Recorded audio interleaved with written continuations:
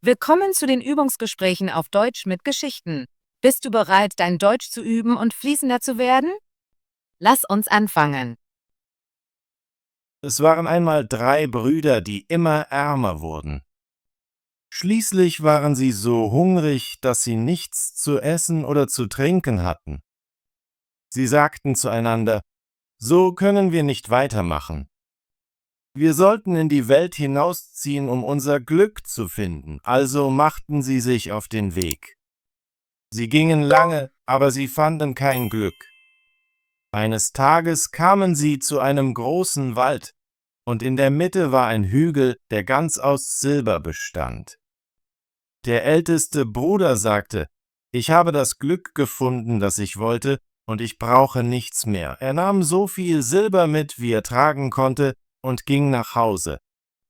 Aber die anderen beiden Brüder sagten: Wir wollen etwas Besseres als nur Silber, also ließen sie es liegen und gingen weiter.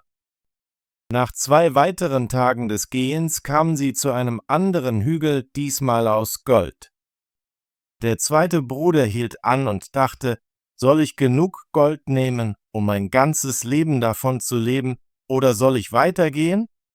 Schließlich entschied er sich, etwas Gold mitzunehmen, füllte seine Taschen, verabschiedete sich von seinem Bruder und ging nach Hause. Der jüngste Bruder sagte: Silber und Gold interessieren mich nicht. Ich werde weiter nach etwas Besserem suchen. Er ging weiter und fand nach 3 Tagen einen Wald, der sogar noch größer war als der letzte. Er war sehr hungrig und müde. Er kletterte auf einen hohen Baum, um zu sehen, ob er das Ende des Waldes finden konnte, aber alles, was er sah, waren Baumkronen. Als er herunterkam, verspürte er wieder Hunger und dachte: Wenn ich jetzt nur etwas Gutes essen könnte. Als er den Boden erreichte, war er überrascht, einen Tisch unter dem Baum zu sehen, der wunderschön mit köstlichem Essen gedeckt war. Endlich, sagte er, ist mein Wunsch im richtigen Moment wahr geworden. Ohne zu fragen, wer das Essen dorthin gestellt hatte, setzte er sich hin und aß, bis er satt war. Als er fertig war, dachte er: Es wäre schade, diese hübsche Tischdecke hier im Wald zu lassen, also faltete er sie ordentlich und steckte sie in seine Tasche. Später am Abend, als er wieder hungrig war, wollte er seine Tischdecke ausprobieren. Er breitete sie aus und sagte: Ich wünsche mir, dass sie wieder mit gutem Essen gedeckt wird. Sobald er sprach, füllte sich der Tisch mit wunderbaren Gerichten. Jetzt sehe ich, wie meine Mahlzeiten zubereitet werden, sagte er. Dieses Tuch ist mehr wert für mich als Berge von Silber und Gold. Er erkannte, dass es sich um ein Wunschtuch handelte, aber es war ihm immer noch nicht genug, um zu Hause zu bleiben. Er zog es vor, weiter zu reisen und nach seinem Glück zu suchen.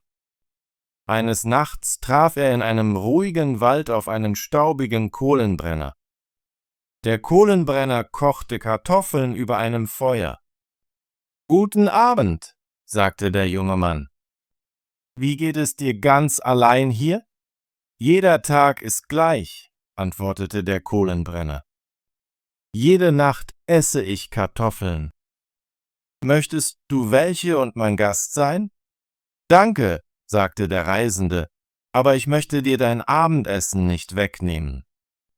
Wenn du das, was ich habe, teilst, dann kannst du mein Gast sein.« »Wer wird für dich kochen?« fragte der Kohlenbrenner. »Du hast nichts bei dir, und in 2 Stunden ist niemand in der Nähe, der dir helfen könnte. Aber ich kann eine Mahlzeit zubereiten«, antwortete der junge Mann, »eine bessere, als du je gekostet hast.« Er holte sein Tuch heraus, breitete es auf dem Boden aus und sagte: »Kleines Tuch, decke dich selbst.« Sofort erschienen köstliche gekochte und gebratene Fleischstücke, so heiß, als wären sie gerade aus der Küche gekommen. Der Kohlenbrenner war erstaunt, begann aber schnell zu essen und genoss jeden Bissen. Nachdem sie gegessen hatten, lächelte der Kohlenbrenner und sagte: deine Tischdecke ist wunderbar. Sie wäre perfekt für mich hier im Wald, wo ich nie gutes Essen habe. Ich tausche sie gegen etwas ein. Ich habe einen alten Soldatenrucksack, der in der Ecke hängt. Er ist abgenutzt, hat aber erstaunliche Kräfte.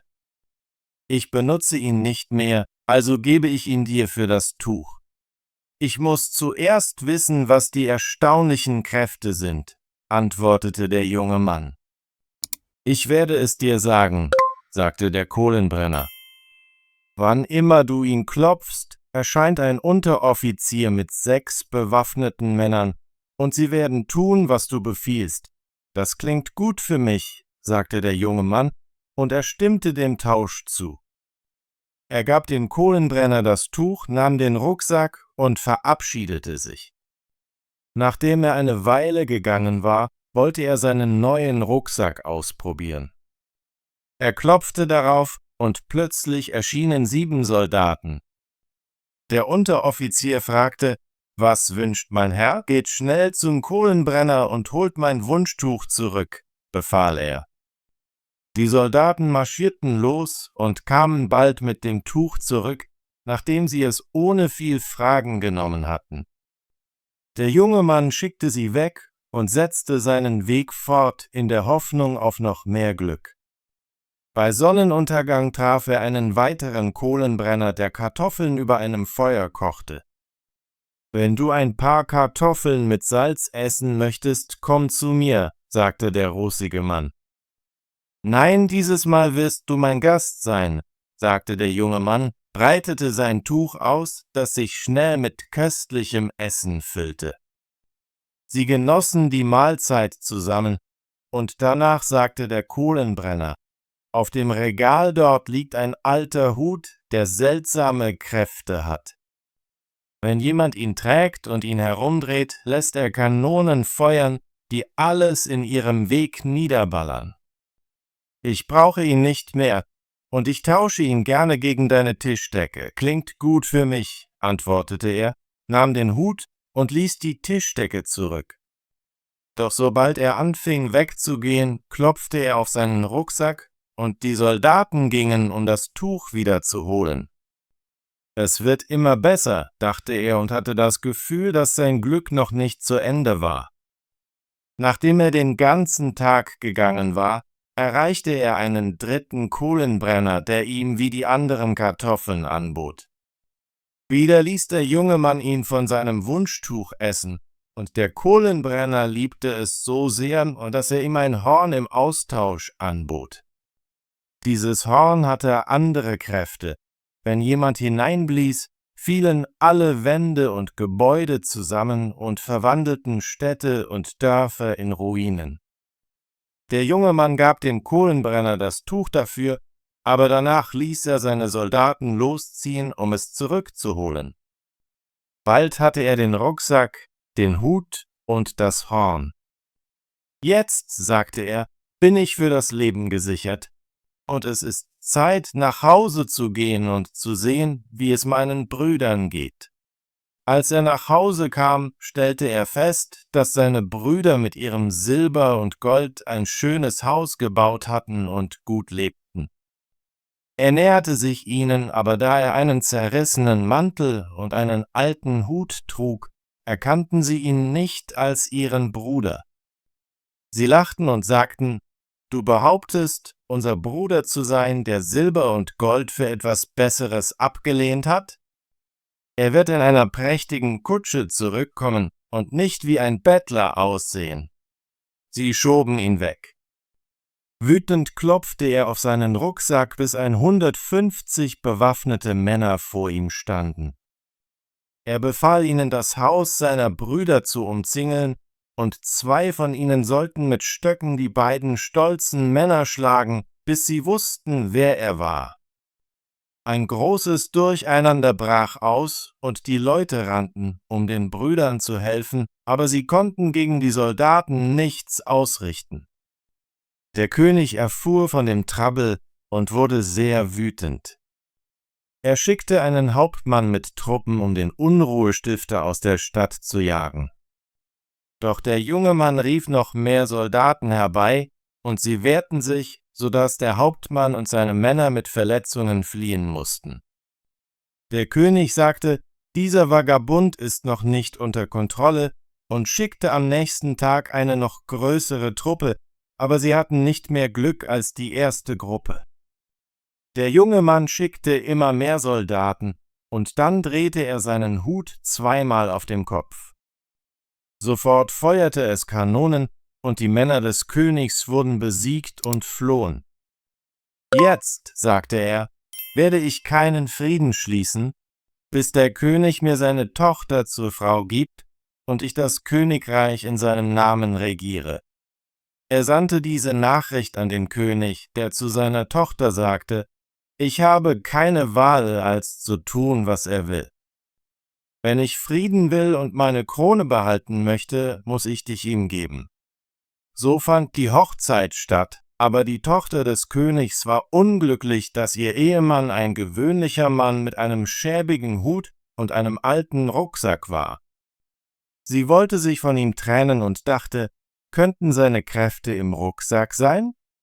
Sie tat so, als wäre sie süß und freundlich zu ihm, und als er durch ihre Zuneigung geschmeichelt war, sagte sie, wenn du nur diesen hässlichen Rucksack loswerden könntest, sieht das so schlecht aus, dass ich mich für dich schäme.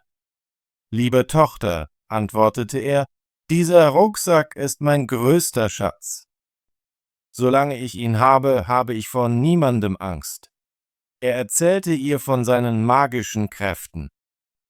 Dann tat sie so, als wollte sie ihn küssen, nahm aber clever den Rucksack von seinem Rücken und rannte damit weg.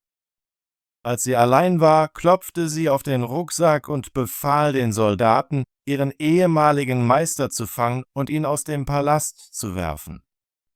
Sie gehorchten, und sie schickte noch mehr Männer, um ihn aus dem Königreich zu treiben. Er wäre verloren gewesen, wenn nicht für den kleinen Hut. Sobald seine Hände frei waren, drehte er ihn zweimal, und die Kanonen begannen wieder zu feuern und zerstörten alles. Die Tochter des Königs musste kommen und um Gnade bitten. Als sie ihn anflehte und versprach, sich zu ändern, stimmte er zu, sie zu verschonen. Sie behandelte ihn freundlich und tat so, als ob sie ihn liebte.